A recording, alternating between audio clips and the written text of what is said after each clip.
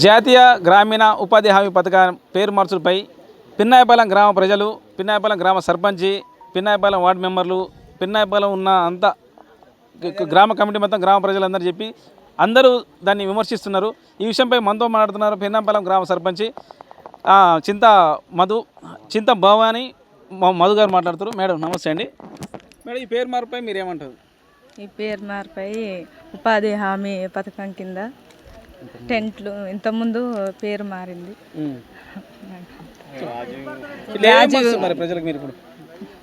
Cool water tent వేసినాం. ORS ప్యాకెట్లు ఎండలో బాగా చేస్తున్నారు పని అని ఓఆర్ఎస్ ప్యాకెట్లు ఇస్తున్నాం. ఓకేనా అన్న, ఎట్లా ఉంది ఈ మార్పు? మీకు ఏమన్నా సబబేనా?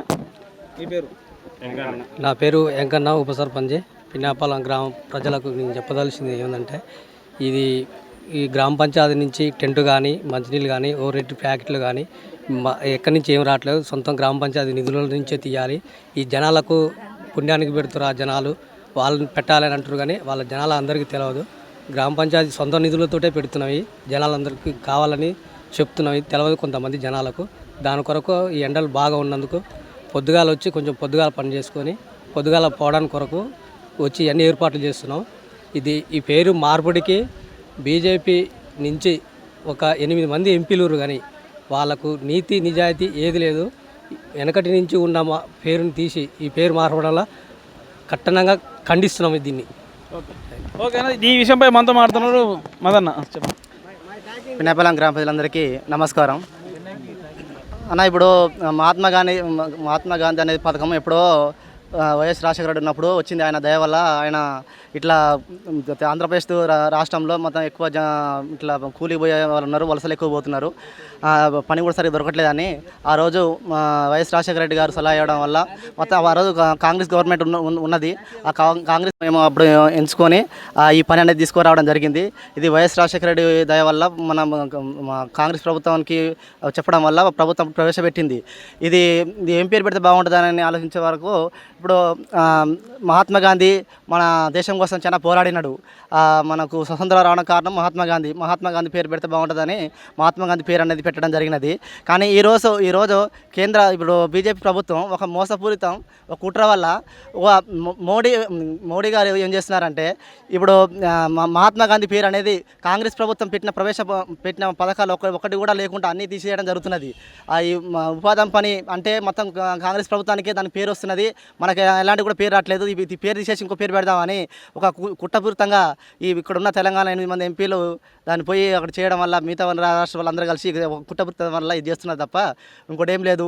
ఇది మొత్తం కాంగ్రెస్ ప్రభుత్వాలు మీరు ఒకటి చూడండి అన్న, ఏమైనా కూడా నిరుపేదలకు అంతనే అంటే అది కాంగ్రెస్ ప్రభుత్వము దయ వల్ల కానీ ఇంకో వల్ల ఏ ప్రభుత్వం వల్ల కాదు. ఇంత బీజేపీ వచ్చినది ఇంతవరకు కూడా ఏం చేయలేదు. మొత్తం దోచుకుంటుంది, దాచుకుంటుంది తప్ప ఏం చేయట్లేదు. దానివల్ల ఇప్పుడు చాలా వరకు ఇప్పుడు యూరియా కానీ అడిగిపిండి కానీ ఒక బస్తాల రేట్లు పెంచుతున్నారు. అడిగిపిండికి 600 రూపాయలు పెంచిండు. ఇప్పుడు రైతులకు న్యాయం చేయాలి కానీ ఉన్నోనికి కార్పొరేట్ సంస్థలకు న్యాయం చేయడం ఏంది, రైతులకు పేదలకు అన్యాయం చేయడం ఏందన్న? ఎంతవరకు కరెక్ట్ ఇది? ఇప్పుడు ఎలక్షన్ ముందరనేమో రేట్లు ఏం పెరగవు, డీజిల్కి పెట్రోల్కి గ్యాస్కు దేనికి కూడా రేట్లు పెరగవు అని చెప్పారు. ఎలక్షన్ అయిపోయిన తర్వాతనే ఎమ్మటే 5 రాష్ట్రాల ఎలక్షన్లు అయిపోతే తెల్లారే రేట్లు పెంచిండు. ఎంతవరకు న్యాయం? నువ్వు ఎంతసేపు నువ్వు ఉన్నోని కాడ నుంచి తీసుకొని లేనని పెట్టు. ఈరోజు ఉపాధి హామీ ఉన్నది 300 రూపాయలు నడుస్తున్నది. ఇప్పుడు 300 రూపాయలకి ఏమొస్తానా? ఒక 600 పెట్టు, నిరుపేదలకే దక్కుతుంది. అది నువ్వు కార్పొరేట్ సంస్థలకు 600 రూపాయలు పిండి బస్తా పెంచితే ఒలిపోతుంది. అది మా మామూలు కూలీలకు వస్తుంది. అదేమన్నా ఉన్నోనికి పోతుంది, అది వాళ్ళకి పోతుంది అంతా. ఇప్పుడు నిరుపేదలకి ఏమొస్తుంది? అది ఎంతవరకు కరెక్ట్? అది లేనోళ్ళు పెట్టు. నువ్వు పేరు మార్చుకో, ఇన్ని రోజులు ఉన్న కాంగ్రెస్ ప్రభుత్వం తీసుకొచ్చిన పేరు మార్చుకుంటున్నావు. నువ్వు ఎంత పెంచాలంటారు? మామూలు ఉపాధి హామీలో కూలీ మినిమం ఎంత ఉండాలి అన్న? ఉపాధి హామీ కూలీ మినిమం ఒక 800 రూపాయలు ఉంటే బాగుంటుంది అన్న.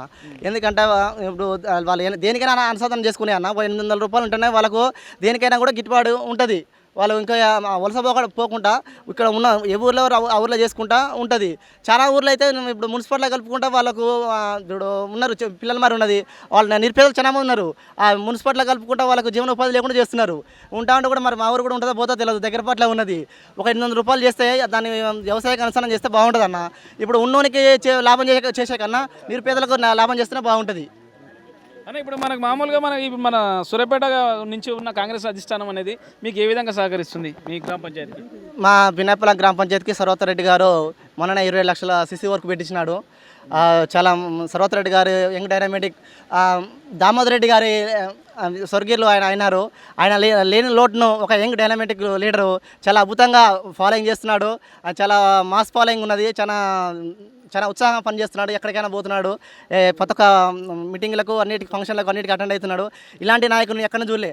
ఒక సామాన్య కార్యకర్తలకు అన్ని ఊర్లో తిరుగుకుంటా చేయడం అంటే ఏ నాయకులు కూడా అట్లా తిరగలేదు. రోజుకు ఒక 20-30 అట్లా ఫంక్షన్లకు అటెండ్ అవ్వకుండా అన్ని ప్రోగ్రాంలకు అటెండ్ కూడా వస్తున్నాడు. ఇలాంటి యంగ్ డైనమేటిక్ ఒక కాబోయే ఫ్యూచర్కి ఒక ఎమ్మెల్యే మంత్రి అవ్వడం చాలా మంచిగా ఉంటుంది. అందరూ ఆలోచించి చేయాలనుకుంటున్నాం. ఎక్కడి నుంచైనా సూర్యాపేట నుంచే ఉండాలంటారు ఎమ్మెల్యేలుగా తుంగతుర్తి నుంచా? ఎక్కడి నుంచి ఇప్పుడు సూర్యాపేట జనరల్ ఉన్నది. ఒకవేళ సూర్యాపేట జనరల్ కాదు ఎస్సీ అయింది అనుకో, తుంగతుర్తి పోయినాక అక్కడి నుంచైనా ఎక్కడి నుంచైనా ఎమ్మెల్యే అవ్వడం ముఖ్యం. సార్ ఎమ్మెల్యే అవ్వడం ముఖ్యం. మేము ఆయన కోసం అక్కడికైనా పోయి ప్రచారం చేస్తాం. అన్న, ఈ బీజేపీ పాలిస్తున్న ఈ అంశాలపై అయితే ఇది బంగారం కొనొద్దు అంటాడు కదా మన నరేంద్ర మోడీ, దీనిపై ఏమంటారు?